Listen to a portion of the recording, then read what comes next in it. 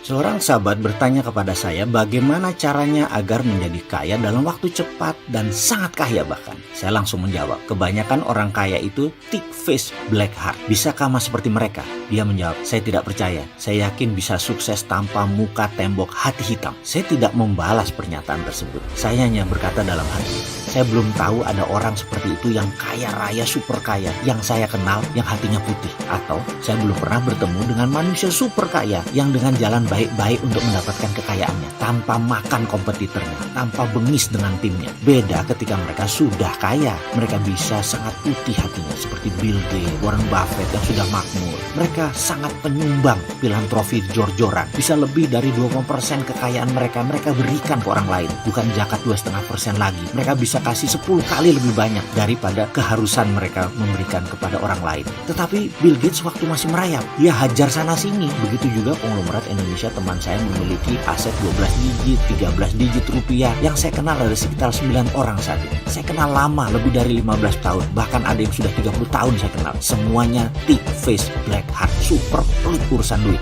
dan kejam. Deal dengan mereka makan hati, tough, sangat demanding, push hard, menekan sekali. Dalam agreement berlapis-lapis, saling ngunci, banyak poison pill-nya bahkan di dalam agreement tersebut. Kalau yang milioner 9 digit, 10 digit, nah ini macam-macam, dari yang sangat santun hingga yang lebih parah raja tega. Dari bilioner juga ada, dari yang nggak ada catatan, pembukuan, dari yang sangat percayaan, lembut hati, tutur kata sopan, sangat spiritual, dan orangnya menyenangkan banyak kalau 9 digit, 10 digit. Tapi sekali lagi, kalau bilioner 12 digit ke atas, teman saya atau mitra saya, semuanya asshole. Tapi secara teman mereka baik loh. Ini bicara kalau kita berbisnis, bermitra atau kerjasama. Sekali lagi, kalau berteman, kalau bermain, ya kita mau apa dilayani. Nah, yacht mereka atau kebutuhan transportasi private jet mereka kita tumpangi, dan kita bawa sekeluarga sekalipun atas undangan mereka. Mereka pelayanannya super royal. Tapi kalau kita butuh private jet mereka secara bisnis, mau pinjem jangan harap ada harga spesial. Kalau sewa pun bisa 2 kali dari harga sewa pesawat pada umumnya. Mending sewa yang umum aja deh,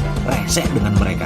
Saya ingat persis tahun lalu ketika berlima para triliuner ini membuat restoran Chinese food fine dining di hotel tertua di Singapura. Sangat legendaris lokasi. Saya ingat sekali mereka memutuskan masuk dengan 5 juta Sing dolar, masing-masing store 1 juta dolar.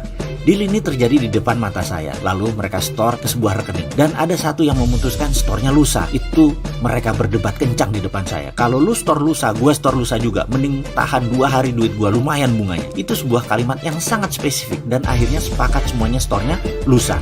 Aneh nggak mereka itu? Berapa sih bagi mereka bunga bank 2 hari? Kecil sekali, tapi tetap saja hitung-hitungan. Dan ketika mereka akan ke Singapura, mereka berangkat sendiri-sendiri. Yang 2 punya private jet dan dia tidak ajak teman mereka gabung berangkat. Karena mereka hitungan banget. Karena itu masuk kos, masuk investasi kapek versi pribadi. Mereka pisahkan banget antara pribadi, bisnis pribadi dengan pertemanan. Benar deh, capek main dengan mereka. Tapi itulah mereka yang saya tahu. Saya kenal 5-limanya sejak dari kampus dulu, 30 tahun yang lalu.